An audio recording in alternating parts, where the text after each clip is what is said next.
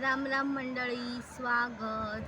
आज आहे रविवार आणि बघा पिंपळाच्या झाडाला सुंदर अशी पालवी फुटली आहे आणि लवकरच येणार आहे गुढीपाडवा. तर सुंदर असा आमचा देवारा पाहू शकता.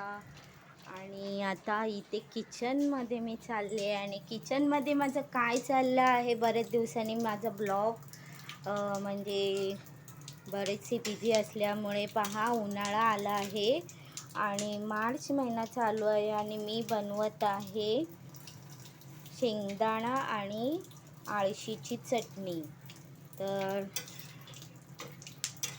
उन्हाळ्यामध्ये आता सगळे असे काही पदार्थ जे आपण वाळवणीचे असतात सगळ्यांच्या घरी आता बनवायला सुरुवात होईल. उन्हाळा चालू झालाच आहे बऱ्यापैकी.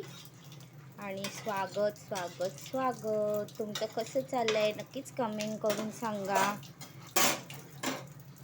आणि आज बनवली आहे सोयाबीनची कढी.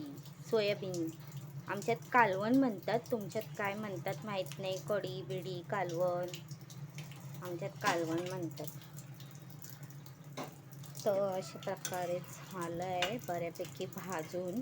मी शेंगदाणे जास्त भाजत नाही, कारण असं म्हटलं जातं की जास्त भाजले आणि त्यातलं ते व्हाईट कलरचं असतं ना, जे ते नाही गेलं पाहिजे. त्याच्यात गुणधर्म असतात जे आपण त्याला म्हणतो ना, दुधासारखा पदार्थ तो आटला नाही पाहिजे. तो मेन असतो शेंगदाण्यात म्हणा, किंवा आपण खोबरं पण भाजतो तेव्हा पण असंच काहीसं करतो. खोबरं पण जास्त भाजायचं नसतं. तर अजून बरीचशी रविवार म्हटलं की अशा सगळ्या गोष्टी करायच्या असतात. साफसफाई झालेली आहे. आता मी एका हातात धरला आहे कॅमेरा आणि एका हातात माझं चाललं आहे तयारी. तर मी गॅस बंदच करते, कारण जवस लगेच जास्त भाजायचं नसतं, नुसतं वाफवायचं असतं. तर पाहू शकता इथे मस्तपैकी असं मी बनवला. हे पण टाकलेलं आहे, हे पण ह्याच्यात टाकते, मस्त टेस्ट लागते. तर असं डब्याला वगैरे मुलांना वगैरे हेल्दी खाण्यासाठी पण छान.